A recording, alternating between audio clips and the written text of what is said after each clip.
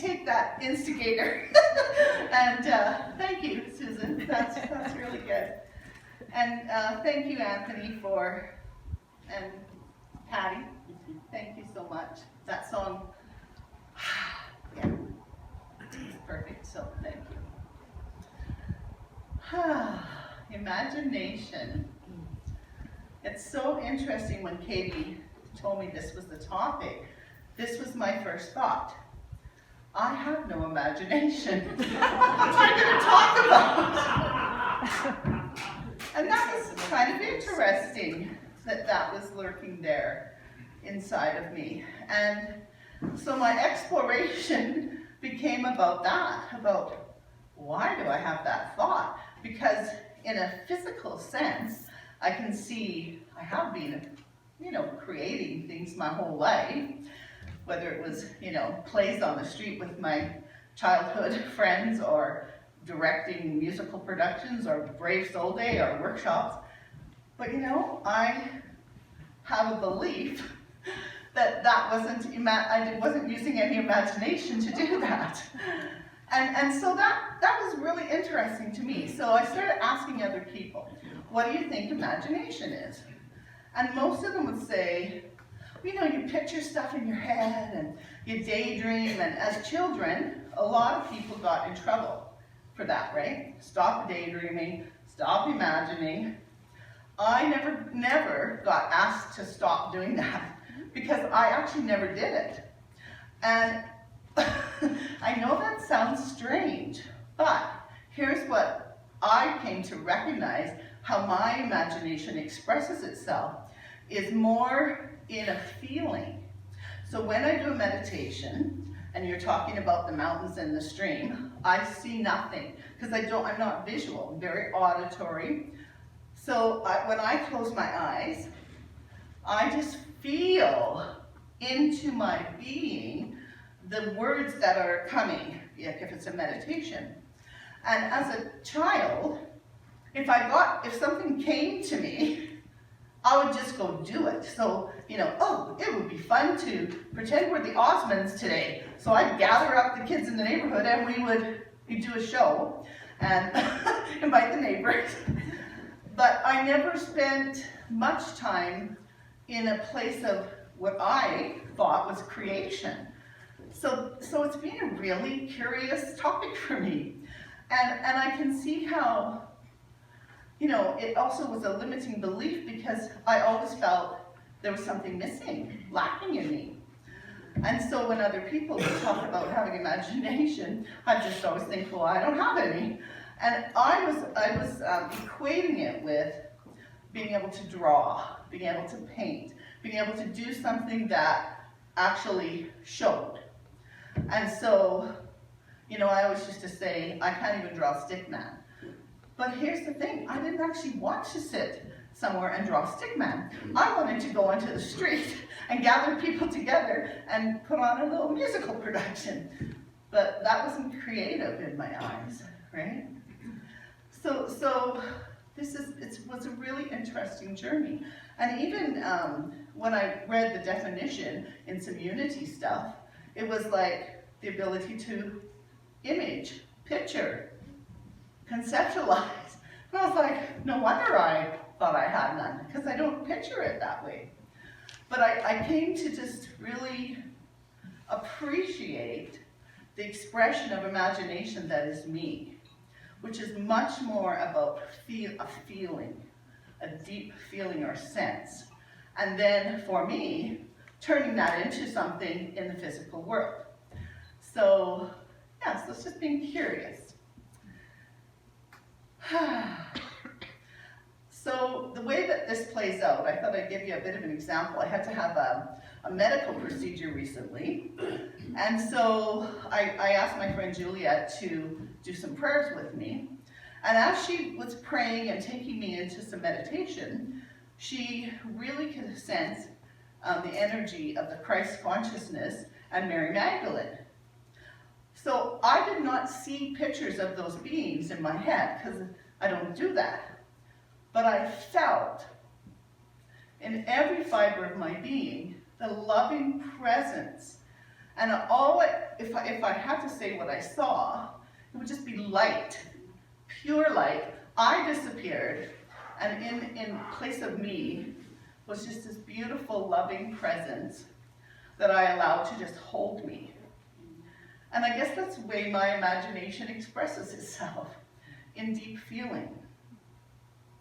So the next day, when I went to Foothills to have my procedure, I could recreate the feeling. I didn't get a picture of those beings. I got a feeling of being held in the most beautiful love. And that carried me through, and I had a really good experience. And it was also like this, because I already knew I was speaking, it was already this, okay, that's how I imagine. That's the way that my imagination works. In Unity, they say that imagination is the foundation for all the other powers. And that makes sense to me, because how can we utilize any other power if we can't imagine ourselves using it? Or for me, feel and imagine the energy of all the other powers, right? Einstein said, imagination is more important than knowledge, for knowledge is limited to all we know and understand, while imagination embraces the entire world and all there will ever be to know and understand. You know, all great thinkers believe in this principle. Buddha and Christ, they all say, as a man thinketh, so he is. And in fact, that's our third unity principle, that our thoughts become manifest into the reality around us. So then I started thinking, okay, are thoughts the same thing as imagination? Anybody else wonder that? So I'm asking everyone, do you think thoughts and imagination are, and most people are like, yeah, I guess so. But just yesterday I thought, does the imagination imprint onto the thought? Because in my case, if it's just a feeling, then it has to kind of come through something. And I think maybe, you know, this is just my meanderings, it's manifesting and imprinting onto the thought, right? Because, you know, Mary Morrissey always says that ideas or thoughts are God's currency, right? So, yeah.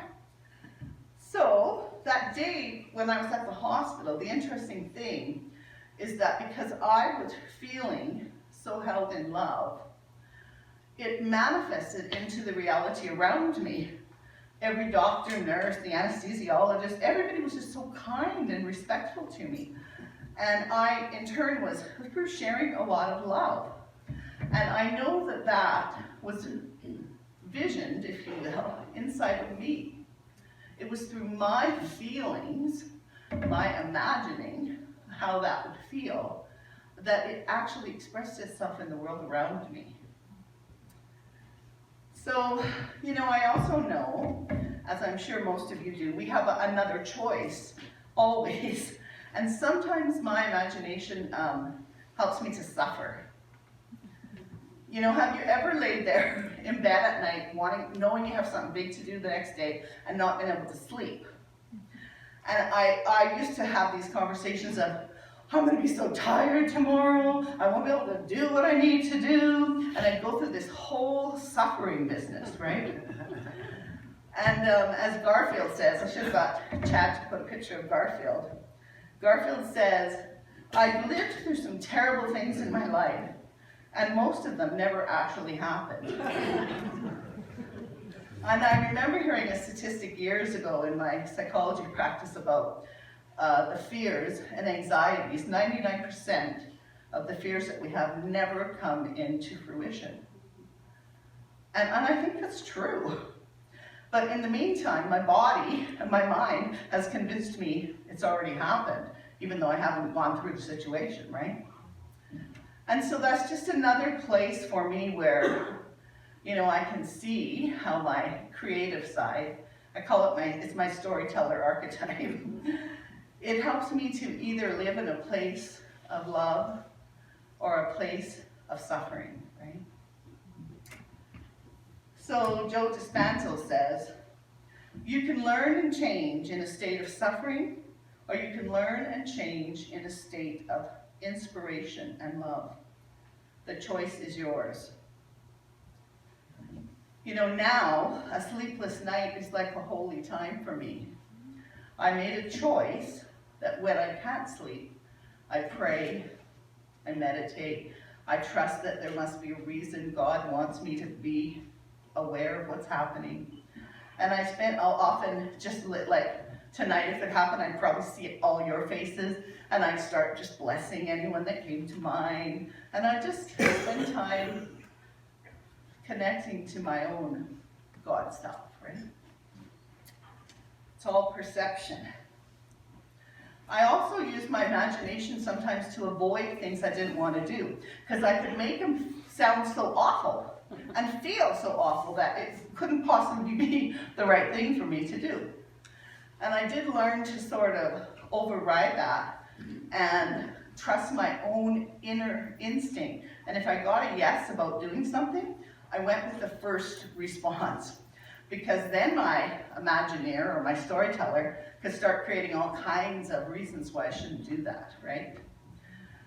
And so I learned to trust my first instincts about things. And I used to have conversations with people that weren't in the room. Ever done that? And imagining all kinds of ways the conversation could go. And when my daughter was little, she'd say, "Are you talking to those people that aren't in the room again, Mommy?" Because she'd see me stewing, you know? Yes.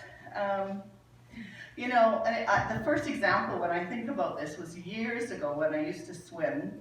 I still swim, but I swam then. This couple would come to the swimming pool, and he was an elderly gentleman, and he had a scar on his chest, so I was convinced he had had some kind of heart surgery. His wife was a very young Asian woman, and my storyteller had a heyday with that scenario. And you know what's really interesting is that there's usually evidence that we see that our storyteller is telling us the truth until our perception changes, then the evidence changes. So what happened in this case was, every time I see them, I think, he's grimacing at her, he's mean to her, she's trapped, she must be miserable. I have this whole big story going. And then one day, they brought a grandchild to the swimming pool. And when I was watching them, and he was so kind and gentle and sweet, and they were all laughing, and I was like, oh, something's wrong with my story.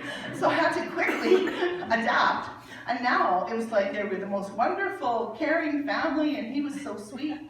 And interestingly enough, I didn't see him grimacing anymore. I saw him smiling when I look at him. And I think, this is really, you know, my imagination at its finest, right? And you know, in my office, when people come, well, especially couples, they'll say a statement about what their partner, you know, they think their partner just said to them. And I often will say, well, I didn't hear your partner say that. In fact, I heard your partner say almost the opposite of that. And that is always sort of startling for people, because they have in their head a story of how their partner's gonna be, and that's what they hear. And I even experienced that, like, sometimes a client will go home, and the next week they'll come back and say, I have been mulling on that thing you said to me, and when they tell me, I think, I didn't say that to you. And again, I think it's because that's what they expected, wanted, needed to hear. And it's okay. Because I think, well, that obviously served you well, so good imagination, right? Yes. So, the important piece of this is using this imagination in a godly way. Like God, we are pure imagination in and of ourselves. Regardless of what our reason and senses say, we can imagine anything and bring it to pass. Neville Goddard. You know, I think understanding the power of our imagination and using the God within us to allow ourselves to be guided and directed is really what this is all about, right? And as in Course in Miracles, they say there's no such thing as a neutral thought. All thoughts have power, right? Linda Martella Winstead, whose book Divine Audacity is probably one of my favorites, and it's all about the 12 powers. She says, imagination is perhaps the greatest tool for us to assume and claim our divine identity. When I came to that, I finally kind of relaxed about this topic because I wasn't coming from a deficit. And even though I actually recognize that limiting belief isn't true, I'm still working through the residual, of years of believing that. But when I read this statement by Linda, imagination is perhaps the greatest tool for us to assume and claim our divine identity. I felt like I could breathe again. And I felt like, oh, this is what I'm talking about. This is what it's really all about. The Holy Spirit will help you reinterpret everything that you perceive as fearful and teach you only what is loving and true. Course in Miracles. And Myrtle Fillmore, founder of Unity, co-founder, said in her healing letters, the moment a person yields themselves to their godlikeness, they are letting the spirit of good burst the shell of doubt and fear, and the light of faith reveals to them the light of life. They become conscious of the joy of life.